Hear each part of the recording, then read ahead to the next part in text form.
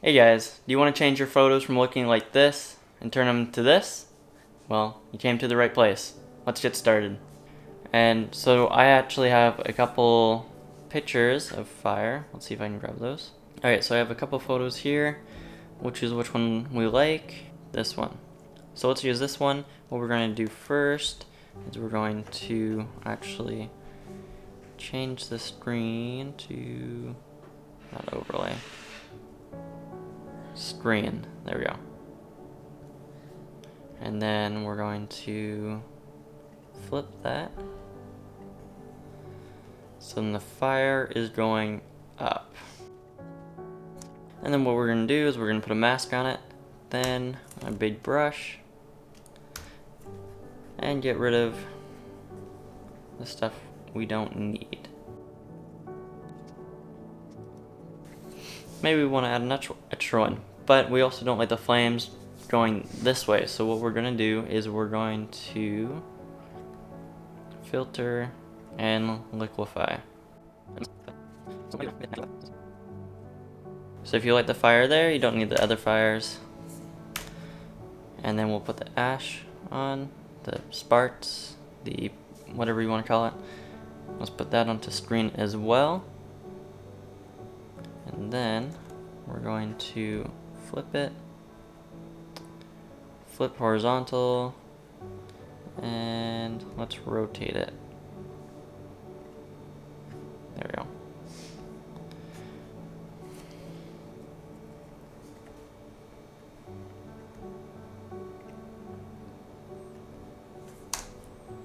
And same thing as before, get rid of what you don't want and get rid of all the edges so it blends in better. So what I did with these layers, and if you want to, you can change the hue and saturation. So let's go here and add those. Actually, let's just do the first one. So let's change it a little bit more red, just so it matches the little red light highlight I have on the side of my face.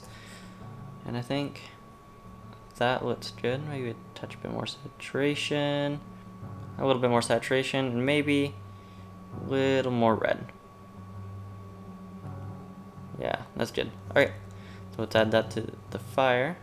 Now the fire, it's a little too much. So we're going to, make sure that the hue and saturation goes to the layer directly below it. So let's change the hue a little bit here. Happy with that. And if you want to, which is what I did as well, is you can go into brushes, and if you have custom brushes, you can find free ones online, or you can even make your own. And you can add some more particles. Yeah, let's add these ones. So let's add a color to that. Bring down the opacity just a bit for that, maybe about 50. Then we'll also add a hue and saturation to this. And let's make it a little more orange. There we go. Not so violent. Red. Perfect. Maybe opacity can go down just a bit more. Now the fire's done, but there's still some missing that doesn't make it all that believable. And that's if there was fire on you, you would be more lit up than you are. More lit. Alright, so what we're going to do is we're going to go here and we're going to add another layer.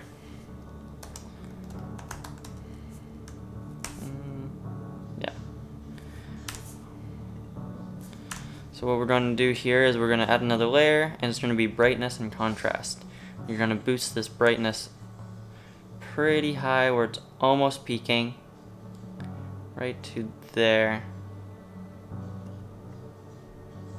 Yeah, that's good. And then we're going to invert the mask.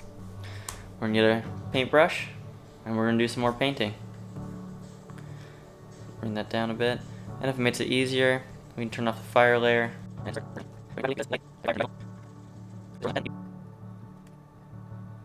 There we go. So now that I look like a vampire from the Twilight, let's turn on the fire. And I think that looks a lot better. Looks like my face is being lit up by the fire. Alright, so now what we're going to do is we're going to go and create a gradient map. We're going to start by adding a dark orange on this side. So let's go right about here, like a brown. And then here, we're going to try to match with the fire.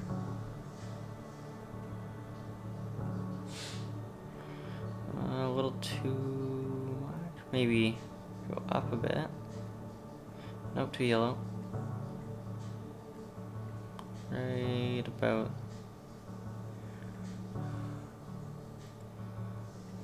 there.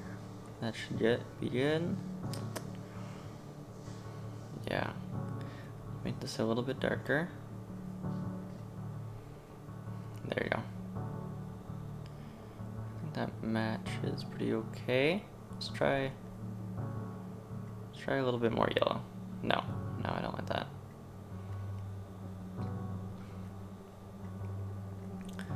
Right around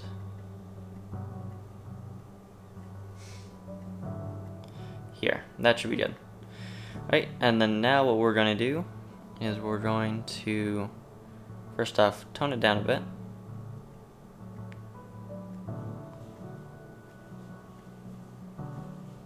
And we just keep going up until it looks like a natural warmth. Right about there. That should be good. And then we're gonna invert the mask, get our trusty brush tool, and we're gonna paint in some warmth. Make sure it's gradual, so most of the warmth comes from one side and goes to the other side, because the flame is hotter and should be giving off more warm light than it would be if it was further from the fire. Okay, so I think that looks pretty good. I just want to do a couple small adjustments. You don't have to do these, but I think it helps add to the photo by getting rid of stuff that you don't need in the photo. So first thing we're going to do is we're going to turn off this fire layer, and then we're going to get this, the quick select. And we're going to just quickly and roughly select this background. Perfect. And then let's make a hue saturation layer. Now with this, pretty simple, desaturate, done. You can take a look around the edges, see if something doesn't quite work. We cut something off strangely, you don't like it, or just catches your eye, then make that adjustment. Here I think it's fine. It's going to be a quick tutorial anyways, and you can do adjustments if you need. Alright, so another thing I want to do is we're going to do the same thing we did last time, select the background. That was a little bit faster than last time, perfect. And then we are going to add a curves. Now with this, we're just going to bring the background down.